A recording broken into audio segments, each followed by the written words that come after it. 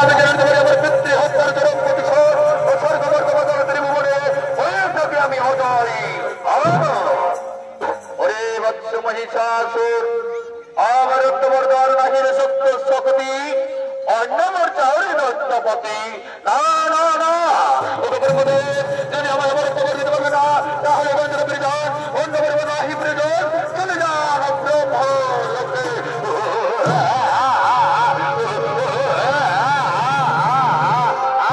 আমি আমার এই প্রমোদ গুহায় বসে, এই নির্জন কারণে বসে ব্রহ্মদেবের কঠোর তপস্যা করবো। এই ক্ষেত্রে আমার তপস্যা আমাকে সে আমার তোমার দেন কিনা, দেন কি না?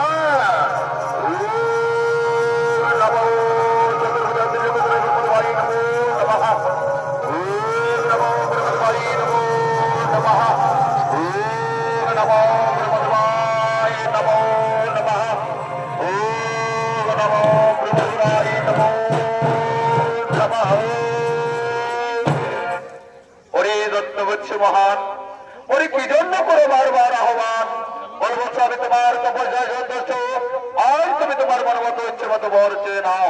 এসেছে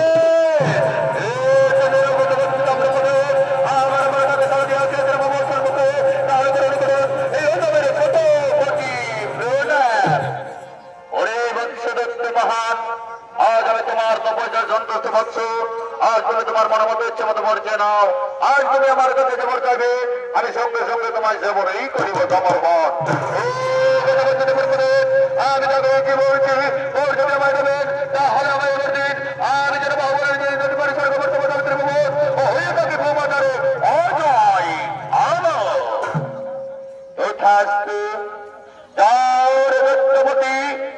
আমি সঙ্গে সঙ্গে তোমায় প্রকান্তে করিলাম আমার বাহুবলে স্বর্গবর্তমানের ত্রিভুবন করিবে তুমি ধর্মল, কিন্তু জন্মিলে মরিতে ভূমের গহনাই রয়ে সমাচারে।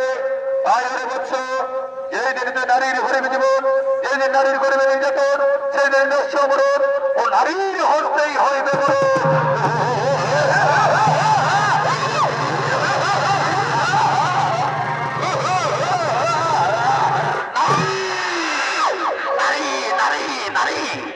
হস্তে হইবে মরণ ও চুর করে যাবে দেব পিতৃ হত্যার বৎসর স্বর্গবর্তমানের ত্রিভুবন এই কে করে বাবার দখল করা বন্ধন ও ধর্ম মন্ত্রী সেনাপতি সর্বন বিরোধী হিমৃজন অতি শীঘ্র করে বাবা সর্বত্র।